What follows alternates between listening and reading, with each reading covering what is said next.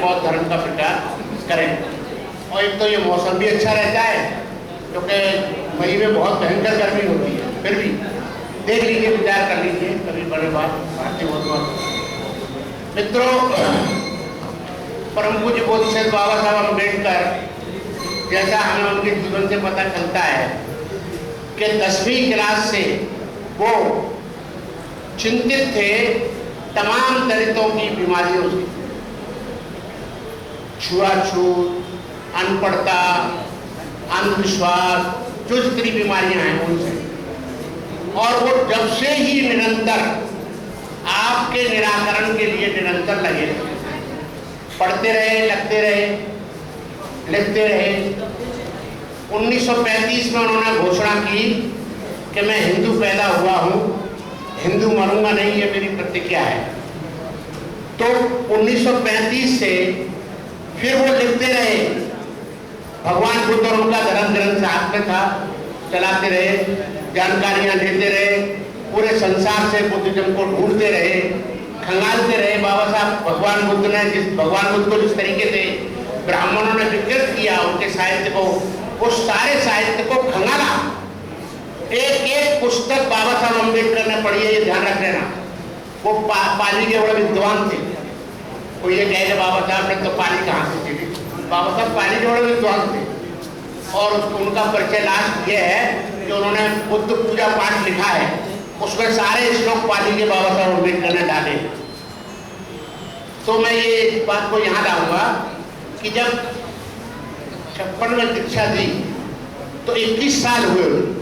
21 साल में इस चीज को पूरा करते हुए, और 21 साल में जब उन्होंने देखा कि भाई मुझे अब धर्म देना चाहिए, तो ऐसे नहीं आपको धर्म दे दिया।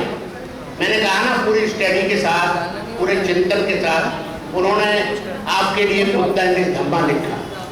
और वो लिख करके इसलिए कि ये पढ़े जाने बुद्ध को और कहीं मार ना खाएं, कहीं इधर उधर की अनर्गल बातों में ना हो जाए, अपने उद्देश्य को ठीक समझे, ठीक दिशा में ये अग्रसर हो।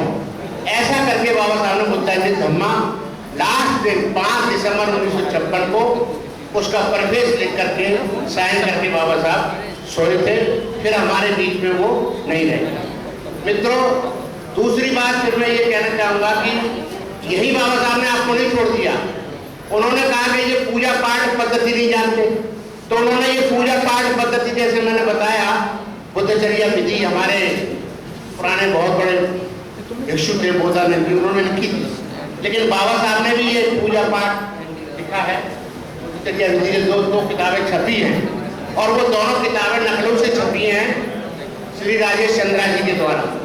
उन्होंने एक किताब बना के दी है। मेरे पास भी आएंगी 100 किताबें, जो कोई एक आध साथी चाहेगा तो ले लेगा। मैं बांट चुका हूँ। 4-5 बुद्ध विहारों में मैं 10 किताबें दे के आया हूँ। फिर भी मेरे पास कोई आता है तो मैं पकड़ाता ही। उसमें यही था कि बाबा साहब ने जिस तरीके से आपको पूजा पाठ, अपनी आराधना सब करनी है, सारे मंगल कार्य करने हैं, विवाह संस्कार भी करने हैं, दूसरे और संस्कार भी करने हैं, विद्या के संस्कार भी, सारे संस्कार, चारों संस्कारों की विधि बाबा साहब ने आपको सुझा करके दी है। इसलिए दी है, एक एक आदमी के पास बाबा साहब जाना चाहते हैं, एक एक आदमी को समझाना चाहते हैं कि बुद्धिज्म इस तरीके से, भाई तुम इधर उधर अंधविश्वासों में मत डोलो, इधर उधर की बहकी हुई बातों में मत डोलो। तो बाबा साहब ने आपके लिए इतना बड़ा कठोर मेहनत करके ये सब दिया है। लेकिन हम लोग हैं कि पढ़ते ही नहीं। भगवान बुद्ध और उनका धर्म कितने लोग हैं जो पढ़ते हैं? हम रातों दिन 56 से मेरी 56 साल हुई हुआ अम्बेडकर भवन में।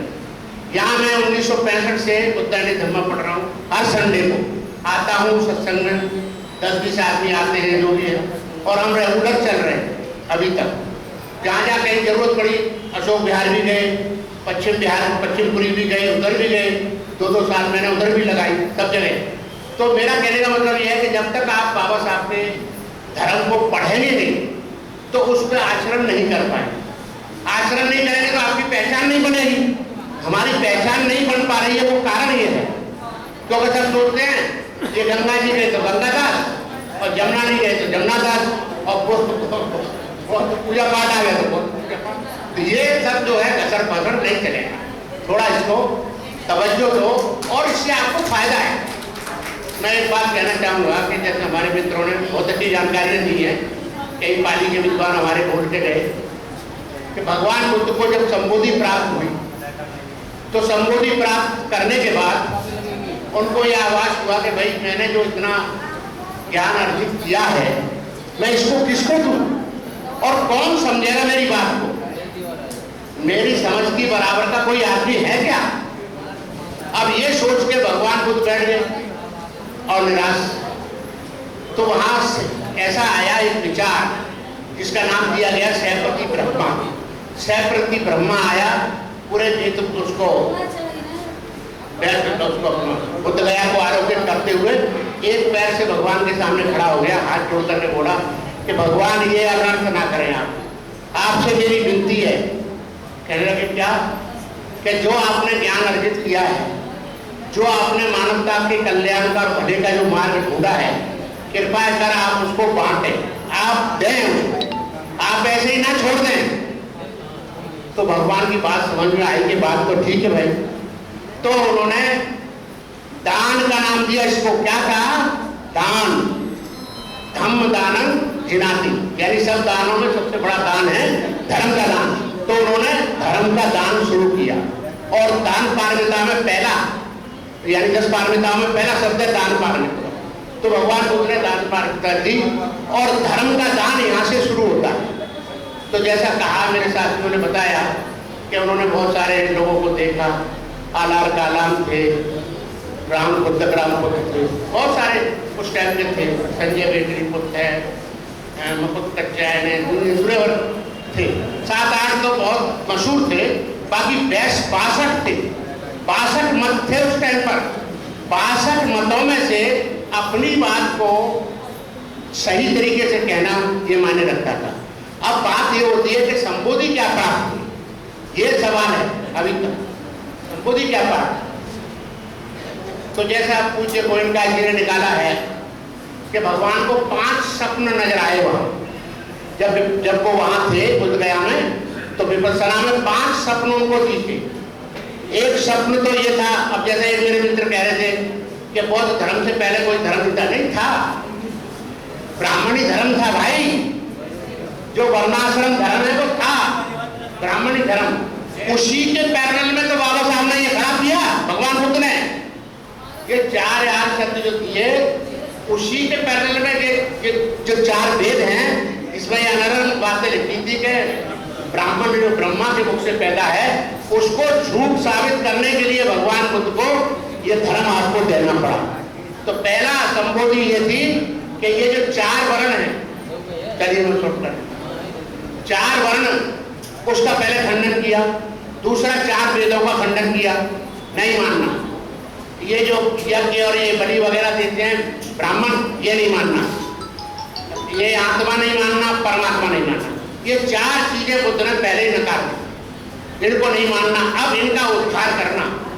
तो इस वर्ण में, वर्णाश्रम धर्म में ये 2 व्यक्ति थे, एक शूद्र और एक स्त्री। शूद्रों का भला नहीं था ब्राह्मणी धर्म में, स्त्रियों का भी भला नहीं था। तो भगवान बुद्ध ने इनका भला किया, स्त्रियों का भी भला किया और शूद्रों का भला किया। शूद्रों का भला ऐसा किया कि बाबा साहब ने रिलीज के साथ साथ में और समग्र क्रांति लिखी है ना, काउंटर प्रतिक्रांति।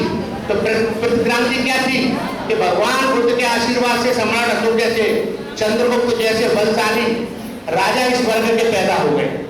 उसी को लेकर के बाबा साहब ने कहा कि उसके बाद में फिर ब्राह्मणी धर्म ने ये कर दिया, क्रांति को मटियामें कर दिया। फिर क्रांति बाबा साहब दे रहे हैं। तो बाबा साहब ने आपको इतने खोज के साथ धर्म दिया है, और मैं अभी लंबी बात नहीं कर रहा, एंड ही कर रहा हूँ।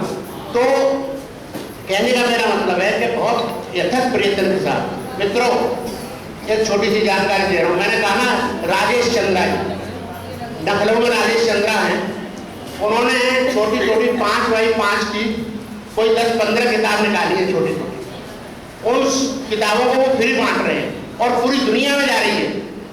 और हर किताब में एक बात उन्होंने बाबा साहब की रखी है, वो जरूरी है कि दुनिया के लोग इस बात को मान रहे हैं कि भगवान बुद्ध को दोबारा से सही तरीके से अगर किसी व्यक्ति ने प्रस्तुत किया है तो वो परम पूज्य डॉक्टर बाबा साहब अम्बेडकर है। हम उनको साधुवाद देते हैं, हम उनको ग्रहण करते हैं।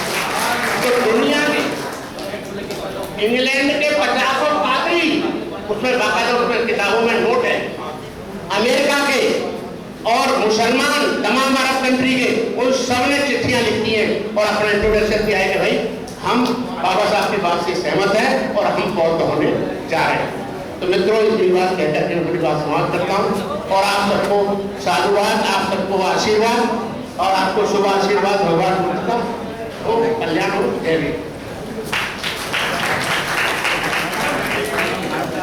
और बहुत साधुवाद बहुत साहब जिन्होंने अपनी बात रखी और उन्होंने बताया उनके बारे में। इससे पहले कि मैं अपनी बात रखूं तो महिला में से रतनमाला जी वो आए और अपनी बात रखें। रतनमाला जी, इसके बाद आगे का जो कार्यक्रम है वो मैं निवेदन